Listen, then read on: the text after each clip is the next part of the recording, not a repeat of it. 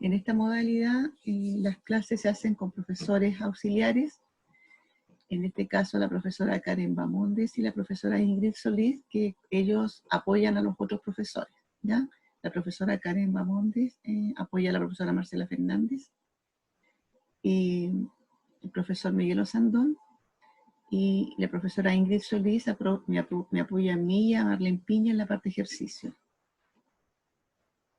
La NIF 15 que vamos a ver ahora, que corresponde a nuestra asignatura, ¿cierto?, este semestre, refiere a los ingresos de actividades ordinarias procedentes de contratos con clientes. Esta NIF deroga y reemplaza todas las que están acá anotadas, ¿ya? Antes de que saliera esta NIF, había una NIC 11 para ver solamente los ingresos por contratos de construcción, la NIC 18 para ver ingresos de actividades ordinarias, la CINIF 13, que es una interpretación de una NIF, veía los programas de fidelización de clientes, la CINIF 15, acuerdos para la construcción de inmuebles, la CINIF 18, transformación de activos procedentes de clientes, y la CIC 13, que es una interpretación de una NIC, veía los ingresos o permutas de servicios de publicidad. Son muchas, imagínense estudiarse todas esas para un mismo tema. Entonces lo que hicieron fue derogarlas y apareció, ¿cierto? Apareció para arte de magia. Y se hizo esta NIF, cuyo principio básico, ¿cierto? Esta NIF 15 que dice ingresos de actividades ordinarias procedentes de contratos de cliente, como principio básico tiene el siguiente: una entidad reconoce los ingresos de actividades ordinarias que representan la transferencia de bienes y servicios comprometidos con los clientes a cambio de un importe que refleje la contraprestación a la cual la entidad espera tener derecho a cambio de dichos bienes y servicios. Si ustedes se acuerdan de lo que es la transferencia de bienes y servicios, ¿cierto? En el fondo se deben recordar de lo que es la venta. ¿Se acuerdan el IVA? Cuando veíamos IVA, la venta, que era la transferencia de bienes o la prestación de servicios. Bueno, esto en contabilidad se refiere a lo mismo, pero en este caso a cómo reconocemos estos ingresos por estas transferencias de bienes y por estos servicios.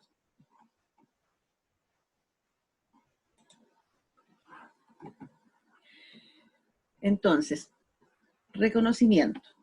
Una entidad reconoce los ingresos de estas actividades ordinarias de acuerdo con ese principio básico mediante las siguientes etapas. Esta NIF se caracteriza porque identifica paso a paso si esto se cumple para poder reconocer el ingreso. Primero, la primera etapa dice que hay que identificar el contrato. La segunda etapa, identificar las obligaciones de desempeño que hay en el contrato, que es en el fondo a lo que la empresa se compromete. La etapa 3 es determinar el precio de la transacción. La etapa 4, asignar el precio entre las obligaciones de desempeño. Y si todo eso se cumple, ¿cierto? En la etapa 5 se reconoce el ingreso de actividades ordinarias a medida que se satisfaga la obligación de desempeño. La obligación de desempeño puede ser, ¿cierto?, el compromiso de transferir bienes o de prestar servicios.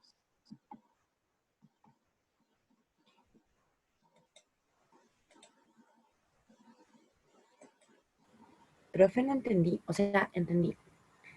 Pero se necesitan los pasos que estaban adelante para hacer el reconocimiento. Exacto.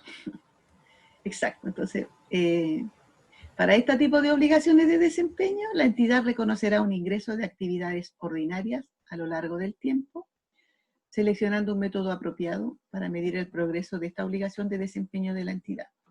Por ejemplo, si una empresa, no sé si puse el ejemplo, veamos. No.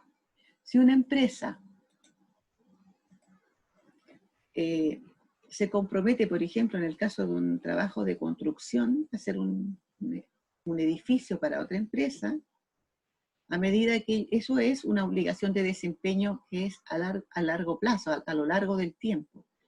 Pero no pueden obviamente ellos cobrar cuando terminen, tienen que ir cobrando a medida que van avanzando. Entonces, cuando ellos establecen algún método para ir midiendo cuánto es el progreso de esta obligación de la construcción, para ir haciendo, ¿cierto?, sus ingresos, facturando los avances, ¿ya? Ahora, esto está pensado en relación a las empresas grandes, porque las empresas chicas venden nomás, no hacen un contrato previo, ¿se fijan? Pero lo vamos a ir viendo, esto es en general. Aquí hay alguna relación con las áreas del negocio, esto se está repitiendo en otra diapo que les voy a subir, que además se repite en otro tema que ya está arriba, que es un trabajo de un alumno de la escuela, que en este momento obviamente ya no es un alumno, es contador auditor y hace presentaciones, qué sé yo. Y precisamente es una presentación muy interesante y de ahí se sacó este material, donde se relacionan las áreas del negocio, ¿ya? Dice, áreas de la empresa que formalizan la relación con el cliente. Esto es elaboración propia del alumno, o sea, del profesor ahora, Guillermo Arredondo, contador auditor, ¿cierto? Que es, en el aula virtual tienen el trabajo, esto es un extracto, sacamos las figuras de su trabajo, ¿ya? Para facilitar un poco la lectura de ustedes, ¿ya? Hay un área comercial y de operaciones que diseña y crea el producto. Hay un área de operaciones que diseña el proceso operacional para la entrega de este producto. Hay un área comercial, ¿cierto?, que se encarga de promocionar y publicitar este producto. Luego de ser aprobado y diseñado y todo lo demás, ¿cierto?, se produce una coordinación entre estas operaciones y se produce el contrato para la firma del cliente y del vendedor de los ingresos del cliente a la base de datos del vendedor. O sea, todo esto es previo a lo que es la parte contable, que es la que vemos nosotros.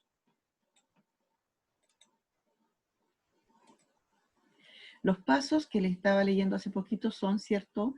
El paso 1, identificar el contrato con el cliente, o sea, se supone que se debe verificar. Esto más que nada ya sería desde el punto de vista de la auditoría, ¿ya? O sea, si estamos auditando una empresa que se le está auditando una venta y que está aplicando NIF 15, debiera tener por las ventas un contrato, ¿ya? Después, en el paso 2, identificar las obligaciones que hay, que están separadas del contrato, que están identificadas. Luego la etapa 3, que es determinar el precio que va a tener esta transacción. Luego viene la etapa 4, donde este precio que se cobra se distribuye en las diferentes transacciones u operaciones que tenga, ¿cierto? U obligaciones que hayan en este contrato. Por ejemplo, pueden haber en una venta, en un contrato, diferentes artículos. Entonces lo que pide esto es que estén identificados uno a uno y cada uno de ellos esté identificado su precio. Y que ese sea el precio total de la transacción, ¿ya? El que está identificado acá uno por uno. Ahora, cuando es solamente un producto, no va a haber problema porque va a ser lo mismo. Y luego que están cubiertos estos 4 pasos, viene la etapa 4, o sea, la etapa 5, que es contabilizar los ingresos cuando a medida que la entidad, ¿cierto?, satisface estas obligaciones de desempeño que están puestas aquí.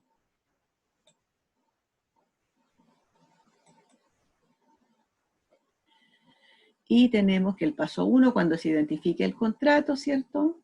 Tenemos el paso 2, el paso 3, el 4, y acá nos dice quiénes son el área de operaciones. Por ejemplo, en la etapa 1, 2 y 3, el encargado es el área de operación comercial y legal de crédito y finanzas. En el área 4, ¿cierto?, cuando se asignan los precios, también es el área de operación comercial y legal de créditos y finanzas, ¿ya? Y en cambio en la etapa 5, reconocimiento de los ingresos por estas actividades ordinarias, está el área de contabilidad. O sea, hacia acá está el enfoque de la contabilidad. En la etapa 5 aparece el reconocimiento.